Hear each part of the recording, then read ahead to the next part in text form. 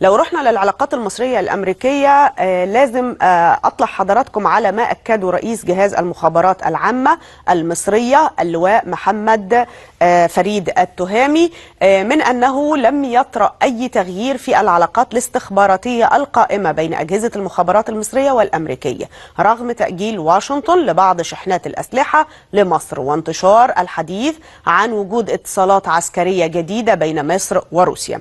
وذكر التهامي في تصريحات خاصة أدلى بها إلى الكاتب الأمريكي ديفيد إغناتيوس ونشرت في صحيفة الواشنطن بوست الأمريكية، ذكر أن التعاون بين أجهزة المخابرات المصرية والأمريكية يتم في قناة مختلفة تماما عن القناة السياسية. خلونا نفهم ايه مغزى ده في توقيت الزيارة، في زيارة كيري المفاجئة، وليه الإدارة والمؤسسة العسكرية في مصر بكل أجنحتها بتصر على أن قنواتها مفتوحة مع مثيلتها وتبتعد وتنأى بنفسها عن المعنى السياسي. من اللواء محمد رشاد وكيل جهاز المخابرات الأسبق. يعني سيادة اللواء هذا التصريح في الواشنطن بوست جاي في توقيت يخلينا لازم نحط السؤال. الروس في مصر قبليهم كان في زيارة وفد استخباراتي روسي رفيع المستوى أزعج الإدارة الأمريكية السياسية.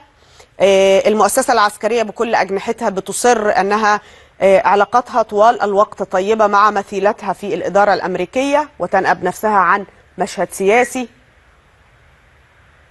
سيادة اللواء بقول يعني نتكلم الأول عن الإرهاب. فالإرهاب طبعا لا يحكمه لا وطن ولا حدود، ومهما توترت العلاقات بين الدول يبقى القاسم المشترك للتعاون بينهم اللي هو الإرهاب.